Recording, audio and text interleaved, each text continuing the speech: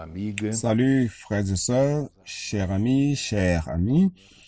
Nous voici donc à un nouveau tutoriel de la nourriture quotidienne. Et le livre, c'est la complicité dans l'œuvre du Seigneur. Et c'est la 3e semaine. Dans la première et la 2e semaine, nous avons étudié Timothée, car cette étude traite des épîtres de Paul à son jeune coopérateur Timothée. Et aujourd'hui, c'est la 3e semaine qui parle de l'auteur, qui est l'apôtre Paul. Nous allons voir la première partie cette semaine et la semaine d'après, ce sera la 2e partie avec ce même titre, l'auteur. Et ouvrant 1 Timothée chapitre 1, versets 1 et 2, 2 Timothée chapitre 1, versets 1 et 2, nous voyons que ces épîtres ont été écrites par Paul à son jeune coopérateur Timothée. Et au début de cette semaine, nous sommes aidés par notre bien-aimé Pedro Dong. En fait, il manifeste aussi sa préoccupation de ce que, lorsque nous parlons des livres de la Bible et maintenant de ces 2 épîtres de Paul, l'objectif n'est pas tout simplement de faire une étude biblique.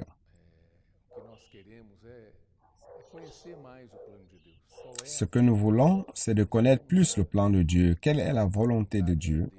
Et nous devons rencontrer la volonté de Dieu dans la parole. Nous devons trouver cette volonté dans la parole. Mais si vous prenez cela tout simplement comme une étude théologique, peut-être que vous ne parviendrez pas à atteindre cet objectif.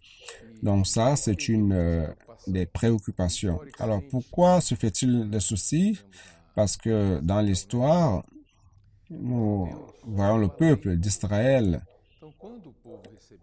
à qui Dieu a donné la loi. Et lorsque le peuple a reçu la loi au début, le peuple l'a pris d'une manière simple, était simple. Et après, cela est devenu une religion, la religion judaïque. C'est-à-dire que plus le temps passe, plus l'homme commence à devenir compliqué. Au début, il est simple et après, il devient compliqué. C'est pour cela qu'il est important que nous soyons aidés sous cet aspect lorsque nous ouvrons la Bible pour l'étudier. Et un autre exemple, c'est notre situation, même lorsque l'Église a commencé, l'Église primitive, la situation était très pareille. Les gens étaient simples, ils étaient appelés par le Seigneur 120 Galilée. Après, ils ont commencé à prêcher l'évangile. Beaucoup de personnes se sont converties et dans cette ambiance de simplicité, la volonté de Dieu était faite au milieu des personnes.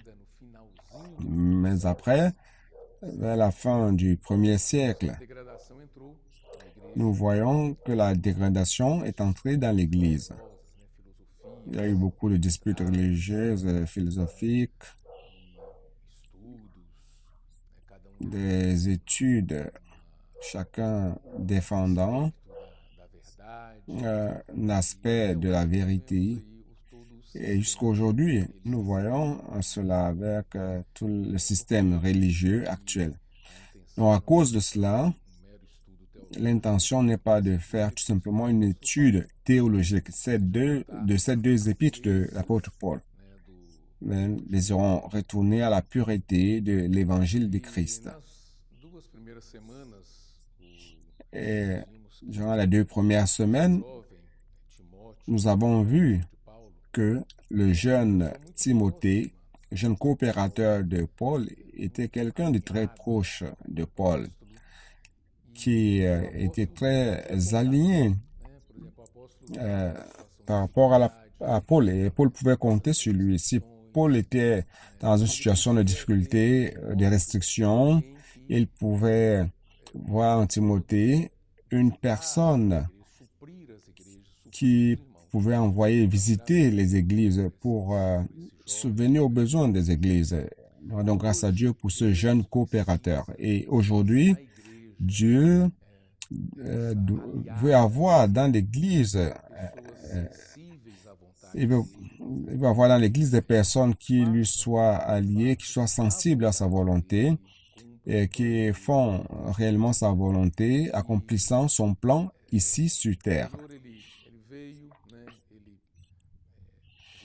Le Seigneur est venu, il a vécu sur terre, il a souffert, il est mort, il est ressuscité, il est monté au ciel. Mais son œuvre ne s'est pas arrêtée et cette œuvre doit continuer à travers l'Église. Et une chose intéressante que nous avons vue cette semaine aussi, c'est que malgré que l'Église ait reçu cette charge, cette mission de la part de Dieu afin de continuer son œuvre ici sur terre, nous savons que cette œuvre ne peut être exécutée qu'à travers l'Esprit. Elle ne peut pas être exécutée par l'homme naturel, mais c'est l'Esprit qui mène cela à bon port. C'est pour cela que nous avons vu que Dieu habitait avant dans des lumières inaccessibles et l'homme ne pouvait pas avoir accès au Père. Mais un jour, ce Dieu s'est incarné en le Fils qui s'est manifesté à l'homme, car il est venu dans la chair et est devenu accessible. Et plus encore, après sa mort et résurrection, il est devenu l'Esprit qui donne la vie. Voyez donc, un Dieu qui était inaccessible à l'homme est devenu disponible à l'homme à travers l'Esprit. Ça, c'est la beauté de la Trinité. Le Dieu trinitaire, plus souvent, nous n'arrivons pas à expliquer cela aux personnes. D'un côté, nous voyons que le Seigneur, aujourd'hui, est à la droite du Père. Le Fils est assis à la droite du Père. Mais en même temps, comment comprendre que, bien qu'il soit assis, il est encore en nous? C'est possible de comprendre cela car il est devenu l'Esprit. En même temps qu'il est là-bas, il est ici aussi, à l'intérieur de notre esprit. Il y a une illustration, une très bonne illustration qui a été donnée à partir du livre de Deutéronome, chapitre 8, que je voudrais vous lire, verset 7, qui dit ceci. C'est l'une des explications, l'une des meilleures explications qui nous aide à comprendre comment fonctionne le Dieu triunitaire, comment il a fait pour se dispenser en l'homme. Et ici, c'est sur la terre de Canaan. Il dit ceci, car l'Éternel ton Dieu va te faire entrer dans un bon pays, pays de cours d'eau, de sources et de lacs qui jaillissent dans les vallées et dans les montagnes.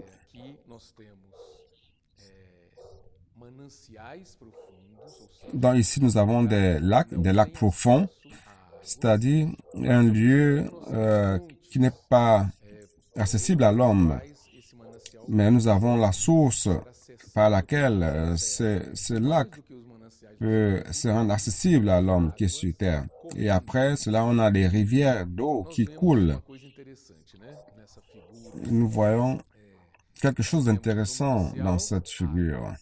Nous avons le lac profond, de l'eau, la source de l'eau et la rivière, on a de l'eau encore. Donc, c'est le même élément commun dans les trois ambiances, les trois plans, les trois situations. Ici, cela montre que lorsque vous êtes en Dieu, en esprit, ça veut dire que vous êtes dans le même Dieu qui est le Fils et le même Dieu qui est le Père, qui n'était pas accessible, mais aujourd'hui qui est accessible à travers l'Esprit. Cette figure est merveilleuse. Les lacs profonds, de la source et les rivières d'eau.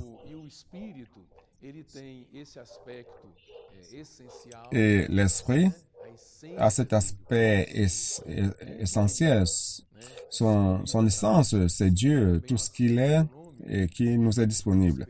Il y a aussi l'aspect économique qu'il nous a dispensé afin que son œuvre soit accomplie. Donc, il s'est dispensé cette économie de Dieu, cet aspect de ce Dieu qui a un plan, qui a une économie, lui-même s'est dispensé comme vie à l'intérieur de l'homme. C'est cet esprit qui capacite l'Église à accomplir l'œuvre de Dieu. Beaucoup de personnes confondent le plus souvent en disant qu'il faut réaliser l'œuvre de Dieu par leurs propres forces, capacités, éloquence, ainsi de suite.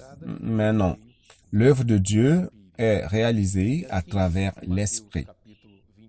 Et ici, dans Matthieu, chapitre 28, verset 18, nous voyons que le Seigneur, et même jusqu'au verset 18 à 19, nous voyons que Dieu a donné une commission à l'homme.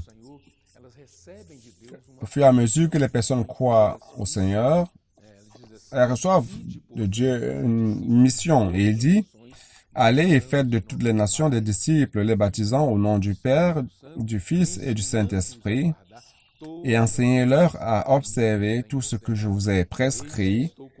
Et voici, je suis avec vous tous les jours jusqu'à la fin du monde. Donc l'Église a reçu une mission. Dieu s'est dispensé en l'homme qui a cru en lui.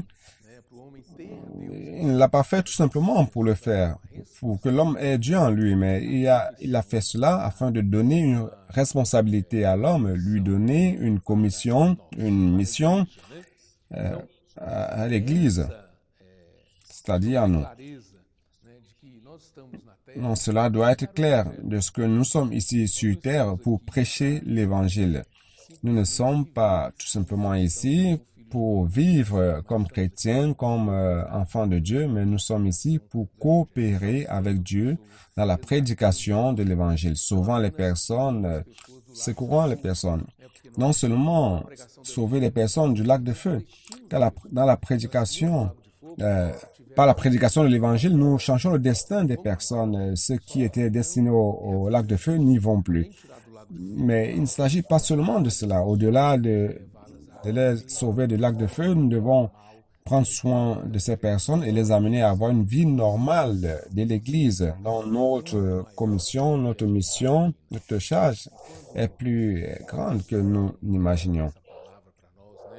Donc lorsque le frère nous a parlé de cette parole, ce message, ici dans la 3e semaine, il avait le feu qui ardait à l'intérieur de lui pour nous montrer la grandeur de notre responsabilité, la grandeur de ce que Dieu nous a confié.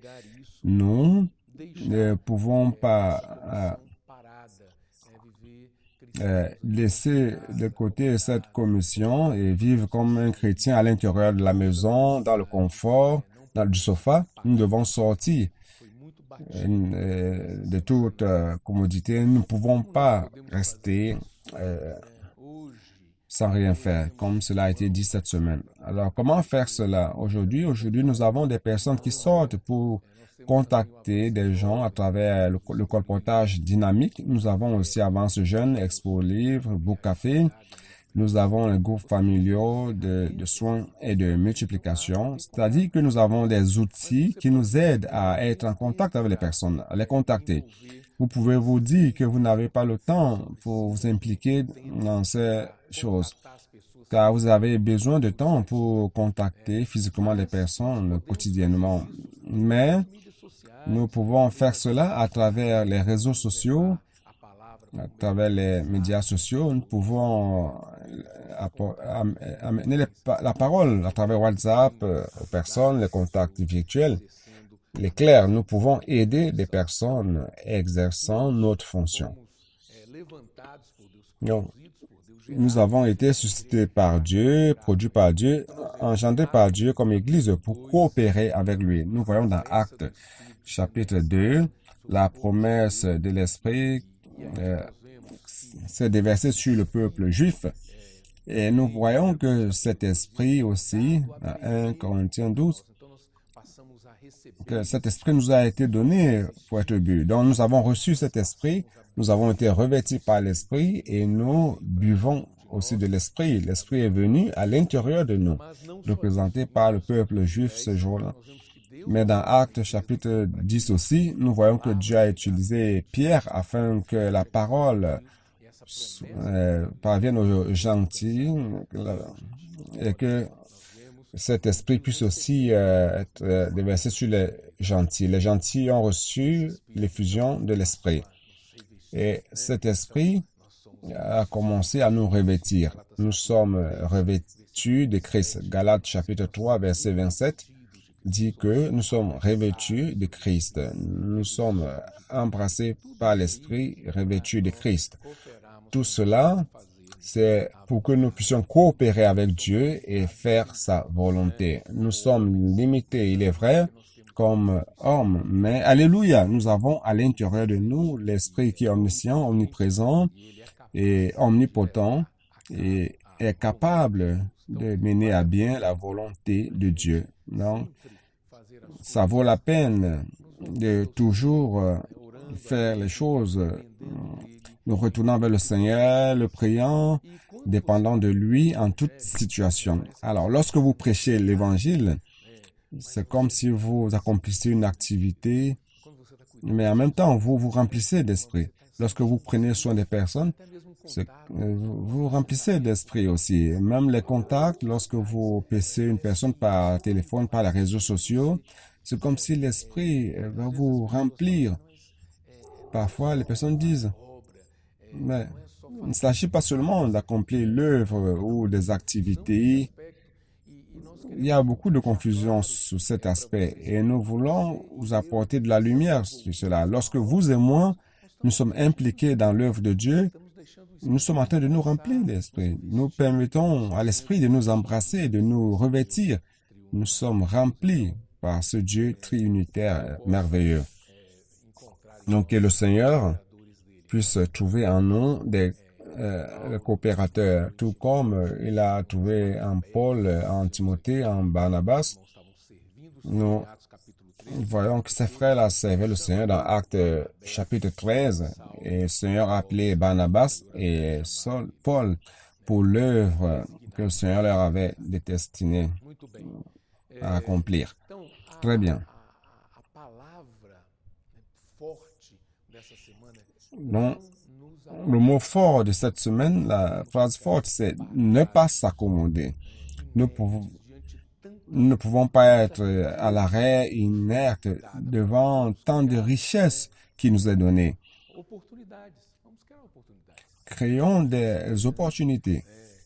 Ne restons pas là à attendre que les choses s'accomplissent par elles-mêmes. Créons des opportunités et c'est ce qui se passe aujourd'hui dans l'œuvre du Seigneur parmi nous. Rendons grâce à Dieu. Très bien. Nous avons été aidés aussi sur cet aspect en lisant un chapitre, Genèse chapitre 24. Nous voyons que Abraham a envoyé son serviteur, le serviteur le plus ancien de la maison d'Abraham, pour chercher une fiancée à son fils Isaac. Nous voyons Isaac qui représente Dieu le Père, Isaac qui représente Dieu le Fils, et nous avons le serviteur le plus ancien qui représente Dieu l'Esprit. Et la fiancée, c'est l'Église elle-même qui a été préparée par l'Église, par l'Esprit pour la destinée comme fiancé du Fils pour la joie du Père. Nous avons vu un texte très intéressant, la réalité de l'Esprit qui prépare l'Église comme fiancée. Qui est l'Église? L'Église sont les personnes qui ont cru au Seigneur, ont été régénérées, sont nées de nouveau. Ce sont des personnes qui sont remplies d'imperfections, de choses, des tâches, des rides, mais l'Esprit accomplit une œuvre dans ces personnes. Quand ils ont cru, une œuvre de sanctification, de purification à travers la parole, ces personnes sont lavées, c'est-à-dire que cette fiancée est en train d'être préparée et ornée pour être épousée par le fiancé. Très bien. Nous sommes parvenus à ce point. La fiancée, l'Église, est en train d'être préparée à Christ. Une chose merveilleuse. Elle est préparée comme fiancée à Christ, mais ça ne s'arrête pas là. L'Église n'est pas tout simplement la fiancée dans Genèse 24. Nous voyons au verset 60. Cette lumière a brillé lorsque le frère nous a lu cette portion. Il dit ceci, il bénit Rebecca et lui dire, ô notre sœur, puisses-tu devenir des milliers de myriades, et que ta postérité possède la porte de tes ennemis. Donc ici, nous voyons que d'un côté, Rebecca serait la fiancée, la femme d'Isaac, tout comme l'Église va devenir l'Église, la fiancée de Christ, va se marier à Christ. Mais il ne s'agit pas seulement d'une union, tout simplement, cette union, c'est pour une bataille. Et il dit ceci, et que ta postérité possède la porte de tes ennemis. Donc il y a une guerre, il y a une bataille qui est impliquée. C'est pour cela qu'aujourd'hui, les chrétiens, parfois, s'accommodent dans la vie chrétienne, disant, ah, je fais partie de l'église, de la fiancée de Christ. Ah, c'est bien, comme c'est merveilleux, quelle gloire. Sans doute, c'est merveilleux. Mais tout cela, c'est pour une bataille. Et dans le livre d'Éphésiens, nous voyons clairement, lorsqu'il parle de Christ et de l'église, de cette préparation, le chapitre 5 d'Éphésiens, nous avons le chapitre 6 qui montre l'église comme une guerrière qui doit s'unir à Christ pour vaincre. Une chose très importante aussi dans cette portion, le chapitre 24, cette fiancée qui allait être prise par le fiancé est belle et vierge. Donc, pour Dieu, l'Église est belle et vierge, c'est-à-dire qu'elle est pure et n'a les yeux que pour Christ et rien d'autre, sinon pour le Seigneur. Dans Genèse chapitre 24, versets 15 et 16, nous pouvons avoir cette perception. Et après cette parole d'encouragement, l'auteur parle de l'apôtre Paul, qui est exactement le thème de cette semaine. Non, l'apôtre Paul, qui est-il? Qui est l'apôtre Paul? Il était quelqu'un qui était totalement consacré au Seigneur. Il a reçu beaucoup de révélations. Il est clair qu'il n'est pas le seul qui a reçu l'économie de Dieu comme révélation, mais si vous voyez toute l'économie de Dieu dans les détails, Dieu l'a révélé à Paul. Et c'est quelqu'un que vous voyez dans la Bible, dans la parole de Dieu, vous voyez son histoire, depuis sa conversion, sa vie, son œuvre, jusqu'à sa mort. Donc Paul, sans doute, était un homme qui a été très utilisé par Dieu et il est devenu notre modèle de consécration et d'engagement. Donc Paul, c'était quelqu'un qui ne cherchait pas à cacher ses défauts, ses faiblesses, ses fragilités. Il les reconnaissait. Et il dit dans 1 Timothée chapitre 1, 12 et 13. Je rends grâce à celui qui m'a fortifié, à Jésus-Christ, notre Seigneur, de ce qu'il m'a jugé fidèle en m'établissant dans le ministère. Moi qui étais auparavant un blasphémateur, un persécuteur, un homme violent. Donc Paul ne cachait pas ce qu'il était et il enregistrait cela. Il disait, j'étais comme ceci. Cela montre son humilité, la reconnaissance de l'œuvre que l'Esprit a accomplie dans sa vie, changeant son histoire pour le rendre une personne totalement alignée à la volonté de Dieu. Et il dit aussi que tout ce qu'il a fait, c'était dans l'ignorance. Il ne faisait rien contre Dieu, mais il ne reconnaissait pas Jésus comme celui qui était venu de la part de Dieu. Ce n'est que plus tard qu'il a eu l'expérience avec le Seigneur, mais il a dit qu'il a fait tout cela dans l'ignorance. 1 Timothée chapitre 1, verset 13b, 15 et 16. Nous rendons grâce à Dieu de ce qu'il est devenu notre exemple, notre modèle. Et nous devons suivre ce modèle. Il a été très utilisé par le Seigneur, prenant soin des églises personnellement, et après à travers ses épîtres précieuses, toutes les épîtres qu'il a écrites à Timothée, première et deuxième épître, et à Tite aussi, ce sont des épîtres considérées des épîtres pastorales. Donc c'est une véritable aide qu'il fournissait à ses frères. Et à la fin de la semaine, nous avons l'origine et la création et la formation de l'apôtre Paul. Il a été éduqué à Jérusalem par le grand renommé maître du judaïsme, Gamaliel. Beaucoup de personnes ont été aidées par Gamaliel, des personnes de renom dans l'histoire. Et Paul a appris depuis son enfance, dans sa jeunesse, au pied de Gamaliel. C'était quelqu'un de grande sagesse. Et à la fin, nous avons un texte très intéressant que je voudrais relire. Le fondateur de l'État d'Israël en 1948, David Ben Gurion, dans son livre Réveillant un peuple, indique l'apôtre Paul comme le plus grand assimilateur de la culture judaïque. Donc, c'est lui qui a promu l'intégration de la race et des cultures différentes pour éviter le conflit dans la vie commune. Donc, il a reconnu Paul comme cette personne. Selon l'auteur, Paul a transformé les enseignements et la vie d'un modeste juif de Jérusalem et parle de Jésus. Comme il n'est pas chrétien, il se réfère à Jésus sous cette forme, qui a conquis toute l'Europe dans un court espace de temps. Nous voyons donc l'œuvre de Paul connue par un Hébreu fondateur de l'État d'Israël. Très bien. Nous sommes insérés dans ce processus, dans ce contexte.